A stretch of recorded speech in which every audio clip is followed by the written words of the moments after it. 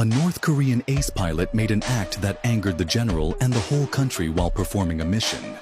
He defected to South Korea in a MiG-15 that could compete with the US jet fighters, and became the first North Korean pilot to successfully defect to North Korea. He was controlled by a wealthy family. He was determined to become a pilot since he was a child, and was eager to defend his country in the anti-Japanese war. That day, his father secured a place for him in the Kamikaze Special Attack Force. Not long after, during his college years, his teacher claimed that the United States was a poor country. He immediately realized that all the teachings he had experienced were lies, and that he had been closed for a long time. He felt depressed and restricted by life. From then on, he planted the seed of escaping to the United States.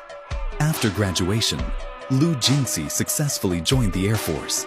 Because of his outstanding driving skills, he became a formal pilot.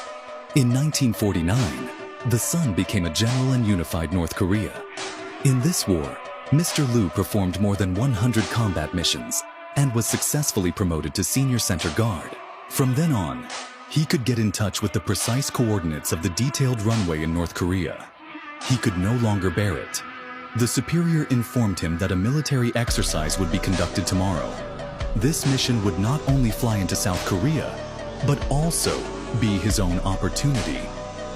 Tomorrow morning, as if God had blessed him, the sky was clear and the wind was moderate. The flying conditions were perfect. The plan he had prepared for a lifetime could finally be executed. He had just followed his comrades, but when he approached the North Korean-South Korean border, he suddenly turned around and flew to South Korea. The airspeed reached an astonishing speed of 620 miles per hour. His heart was pounding. Rushing south towards the third line, he suddenly heard from his radio that the control tower allowed him to land. He knew he was about to be discovered, so he immediately increased his speed. When he flew over South Korean airspace, he ignored the threats and tore off the radio. Finally, the soldiers rushed over and he had successfully landed at Kimmel Air Force Base.